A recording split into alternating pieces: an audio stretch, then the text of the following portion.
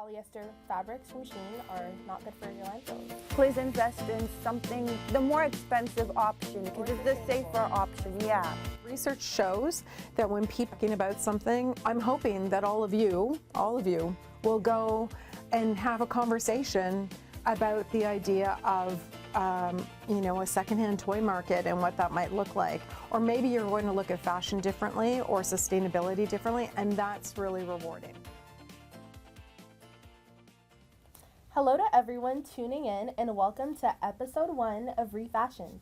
Your #1 podcast for fashion sustainability, showing you that you could be eco-friendly and still be trendy.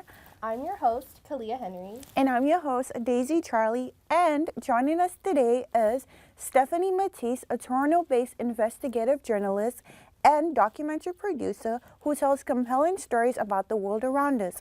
She's done a wide range of reporting, including investigating fast fashion as well as sustainability, particularly how our clothes and recycling systems really work.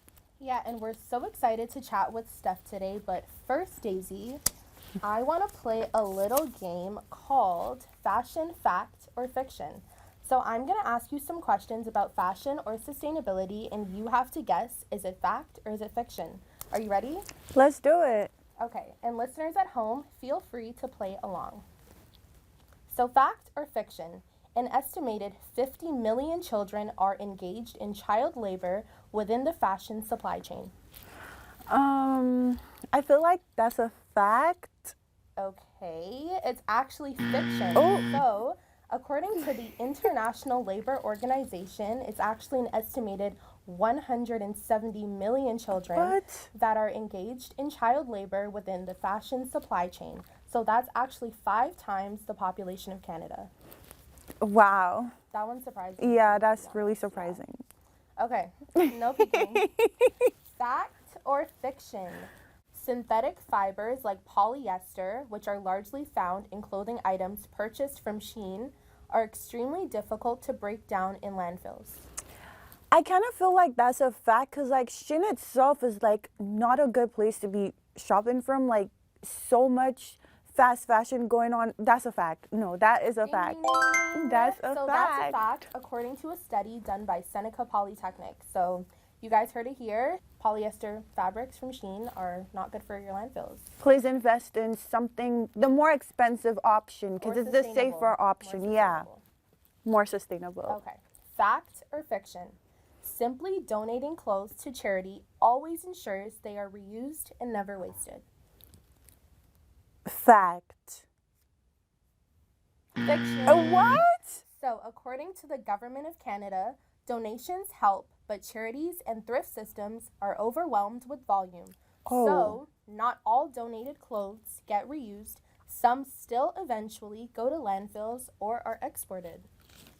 Wow. I would have never thought that. Me too, to be honest. Okay, fact or fiction? Most clothing thrown away in Ontario is discarded because of style, not because it's worn out. Fact? Yeah, that's a fact. So according to a study done by Seneca Polytechnic, most of Gen Z is throwing out clothes because it's out of style, not really because it's like worn out or old. And I feel like that's so true. Like time and time again, we see so many trends and like everyone is hopping on it, especially if it goes like viral on TikTok. Everyone is getting it, but like then a new trend comes and then it's like, oh, now I don't want this, so what am I gonna do? Just throw it away type of thing. Do you feel like trends are kind of moving more quickly than they did before? Yes. I feel like that. Yes. Yeah. Every second it's a new trend. Yeah, like literally. I can't keep up anymore. Yeah. Like, my closet is just, it can't keep up. My closet can't keep up. Okay, fact or fiction? The global fast fashion market was valued at over $150 billion in 2025. I would say fact. Is it a fact? Correct. So according to statistics found by Uniform Market, the fast fashion market was valued at over $150 billion in 2025. Fact or fiction? Garment workers in China make as little as 12 to 18 cents per hour. That's a fact. It's a fact because like I know like many studies show like and how overworked they are too. Like they're constantly working and stuff producing like these clothes fast fashion for like Shein and like Fashion Nova to be examples. So I definitely feel like that's a fact. Temu as well. Temu, We're yes. calling out all the fast fashion industries in this podcast. Yes. So this is statistics according to the U.S. National Labor Committee. Okay, fact or fiction? Fast fashion is responsible for about 10% of the world's greenhouse gas emissions, more than international flights and shipping combined. Fiction. Nope. Oh my God. So according to a 2020 study by earth.org, yeah. Okay, so fact or fiction, the average person in Ontario throws away close to 500 million kilograms of clothing and fabric items away yearly. Fact. Yeah, that's a fact. So this is according to a study by the University of Waterloo and Seneca Polytechnic. Fact or fiction? Ontarians donate clothing more often than throwing it in the garbage. I would say fact. Yeah. Okay, she's getting better. She's getting better. Yeah. So this is according to a study also done by Seneca Polytechnic. That's the end of fashion, fact, or fiction. I hope that you guys enjoyed playing. I hope our viewers learned something new because I definitely did. Now we have a lot more to cover, Kalia. So without further ado, let's welcome Stephanie Matteis. Hello. Hi, Steph, and thank you so much for joining us today. How are you? Good. Thank you for having me in the studio. This is lovely. Of course. So for listeners who are a little bit newer to your work, can you kind of talk us a little bit through what you do and kind of the work that you do? Sure. I'm a veteran CBC investigative reporter and producer, and I'm also a professor at the University of Guelph and University of Guelph Humber. And I'm also an entrepreneur, and I think that's what you're more interested in. I'm doing consulting work, investigative research, and writing, and started a sustainable toy company called Patch Toys. So Steph, can you tell us, how has your investigative journalism background kind of influenced your perspective on the fashion industry? Sure. I mean, I'll get to Patch Toys, I guess, in a minute to kind of tie that all in. But during the course of my work with CBC News Investigative Unit, I did 3 stories or 3 current affairs documentaries that looked into the industry of fashion and sustainability and false claims or greenwashing. So the first one was about recycling claims, and it was these claims that big companies were making about being able to recycle your clothes and make new ones. So we proved through that documentary that that was false, that those were false claims. In fact, we even shot footage in Kenya where we showed donations from Canada being burned in landfills in Kenya. That resulted in some changes in terms of governmental or regulation changes internationally where people started to look at fashion differently. This was well before people knew about these things, right? Yeah. And so that resulted in some law changes, and it also resulted in a big international conversation, like huge media around the world started talking about that topic. Then there were the 2 others. I don't know if you want them all, but just the other 2. One was lab testing on clothing to look for toxic chemicals. Yeah. That resulted in some recalls of some fashion items. And then the third one was around sustainability claims that we saw companies were making, big companies, right, like Nike, Lululemon, The Gap, etc., making claims about sustainability that just weren't true. And then after that, our government changed the regulations so that those types of claims are now illegal, and companies changed their policies. Consumers became more aware of that as well. Yeah. But what I noticed in all of that was that no one was talking about toys. Yes. Exactly. So Steph, was there a particular story that really opened your eyes to the environmental and human impact of fast fashion? I think all of those stories did, but the first one, right? Especially. Yeah. And especially when you start an investigation like that and you become aware of the amount of consumption in the world and the amount of waste, as well as just our habits and what companies claim to do.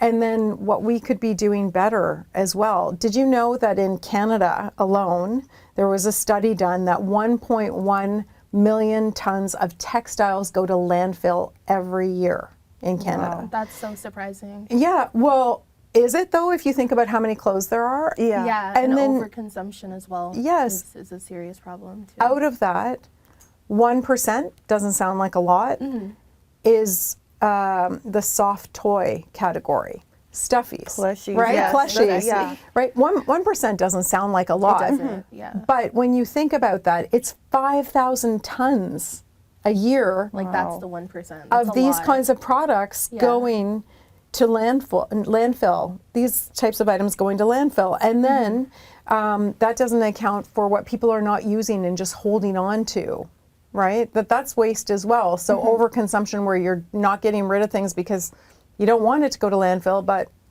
you're still holding on to it and it's in closets and going unused. Exactly.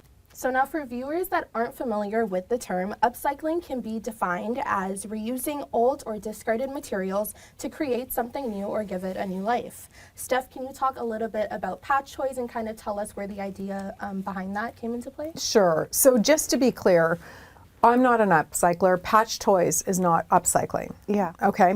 You're right that with upcycling, you actually take existing categories of material and then you use that to create a new product. And that is wonderful when companies are able to do that, or independent business owners, and it's a great resale model.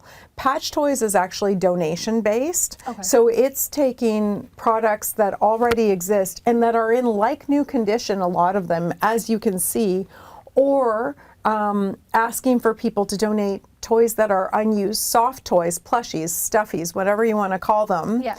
And then they go through a restoration process to make sure that, for health and safety reasons, that they're in good shape. If they require repair, they're repaired. So I think that's where you're thinking the upcycling, but it's not actually taking new material from something else. It's literally repairing these toys when they need some sort of repair. Right. And then making them available in a pre-loved way for a new market. You know, it's a new way to play in a more sustainable way without encouraging overconsumption or new consumption. Yeah, I think that's a beautiful idea, kind of like recycling something that would be like discarded or something that someone wouldn't want anymore. Can you kind of tell us about like where the idea came from for you to start up this company? I think that it was born out of those documentaries that I told you about, because I realized we're talking about textiles, Right. but no one was talking about this type of textile. I have to say there's a company in the UK called Loved Before that has started doing this, and they are really doing it well. They're actually selling these types of toys in existing brick and mortar stores as well as online. So imagine that you could go in.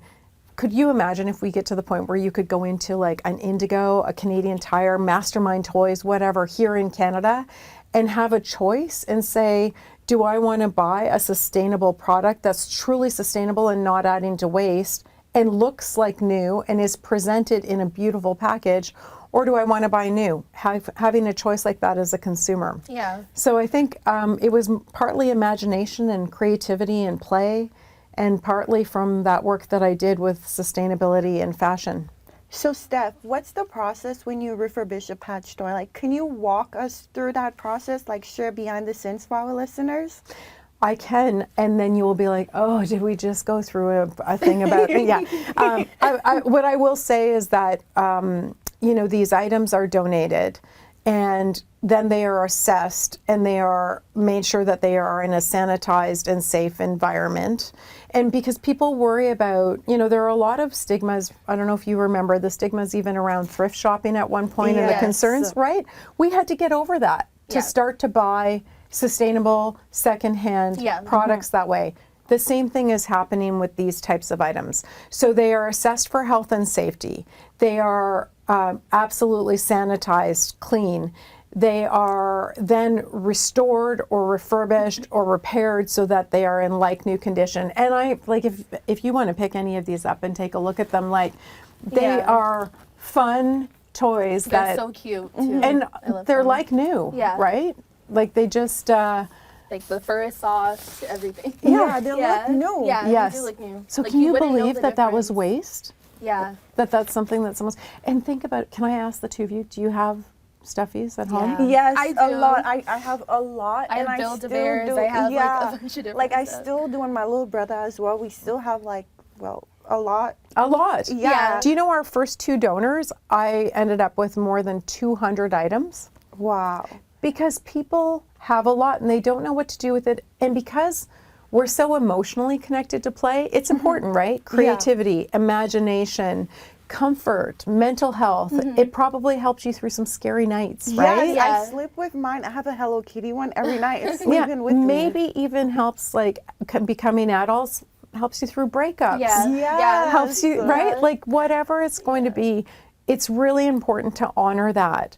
But maybe that you're using them or you have them fewer and fewer and you just don't want to get rid of them. Well, you want to know that they're going to go to someone who's going to love them as much as you did. Yeah. Like Toy Story. Yeah, so how could one donate? Oh, okay. So the best way to do that, I think, is for people to get in touch with me through my website. Patch Toys is in its infancy, right? Like I'm just getting going with a small team of mainly family members who are doing this with me. They've been voluntold or volunteered, I don't know.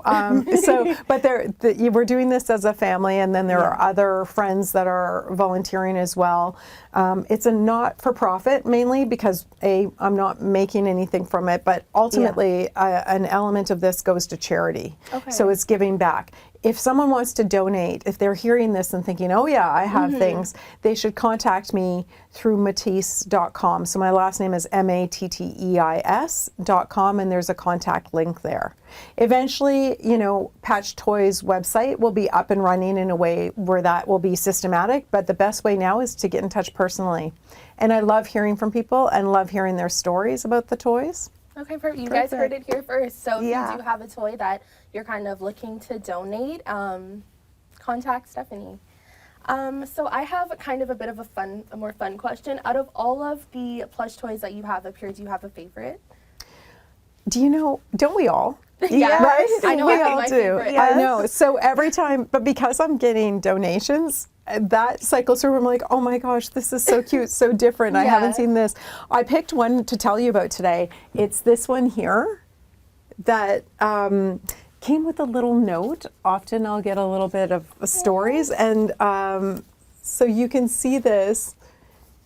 And it says, his name is Crystal. His favorite thing to do is read. His favorite food is Cheerios. His favorite color is green, blue, red. I don't think Crystal could decide on his favorite color, but that was really touching, right? Yeah. It really tells you the story behind an item that someone is giving up lovingly, and they want to see it go somewhere else. Yeah. There were some other really cool ones that we got as well, and they've gone to new homes. So Yeah. Do you have a plush toy that's been like kind of surprising or unusual to you that you've received? some of the vintage ones are really interesting. Like Okay, we I can had imagine. one, we had, I doubt you'll even know what this brand is. We had a Monchichi donated. This is a brand from the 1970s.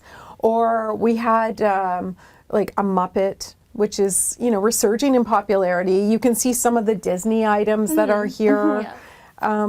There's always something interesting in them.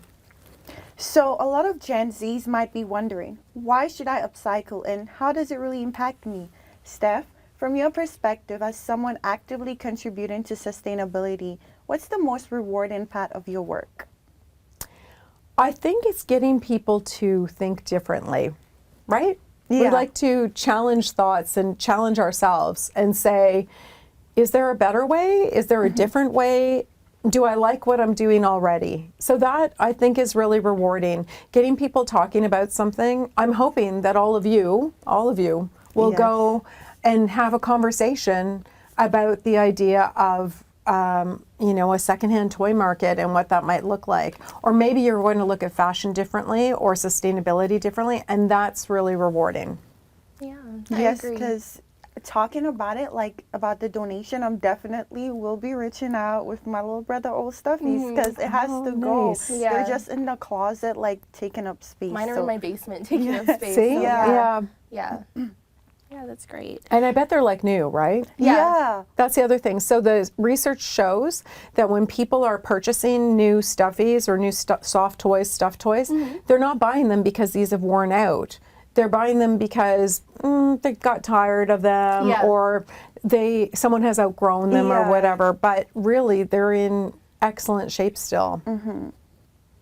So I know for Gen Z, when we're kind of thinking about being more eco-conscious or more sustainable, whether that be fashion or just lifestyle choices, I feel like sometimes it can be a little bit overwhelming. Like, I need to make this major change in my life to better the environment.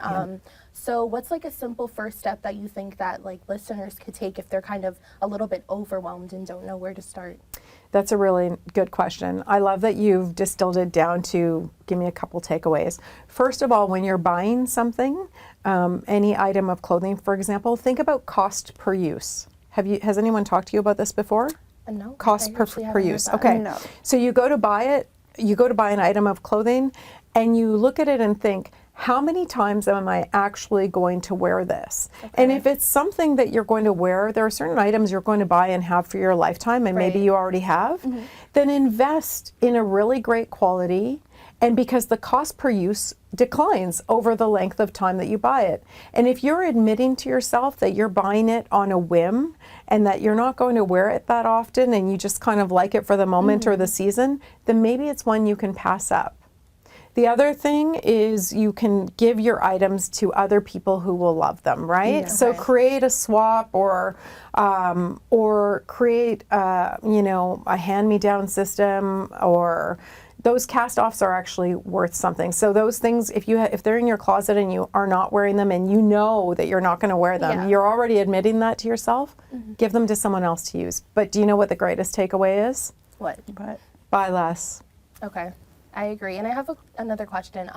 Do you think that kind of the hand-me-down system that you talked about, do you think that that's more, like, do you think that that's better than like donating clothes? Do you feel like that's kind of like a better option for people? Do you know, so all of the studies show, there's been so much research on this, we have more clothes on the planet right now than we need. We have enough clothes to clothe the planet over Yeah. and over again. So when we donate, yes, it's going to a good system of a circular and secondhand economy. That's fantastic. But if you think about it, it's also just becoming part of an economy that is breeding the idea that we need more. So if you know that someone will use it, doesn't that feel more rewarding if you're Yeah. giving it to sharing your clothes? Let's say, you have something in your closet that Daisy would love. Yeah. And instead of donating, you're like, you know what? Enjoy this as much as I did. Yeah. That's a consideration. But the donation model is good, and that breeds this is a whole conversation about, the business model and how Exactly. that is a good thing for our cities and it employs people, and there's a whole cycle there, but that's another story.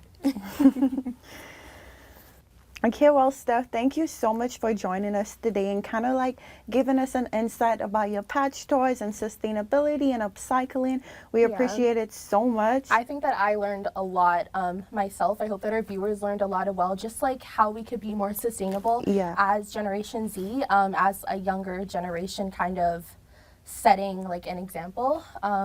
Yeah, I Thank you think that I learned both a for lot. having this conversation. I think it's really important. Yeah. And I'm really appreciative to you for these questions and also just the opportunity to talk about it so that people will keep talking about it. Thank you. Thank you, Steph. Thank you to everyone who tuned in to episode 1 of Refashion. Stay tuned for episode 2, where we'll be discussing fashion trends and thrifting. All links from today's episode could be found down in the description below.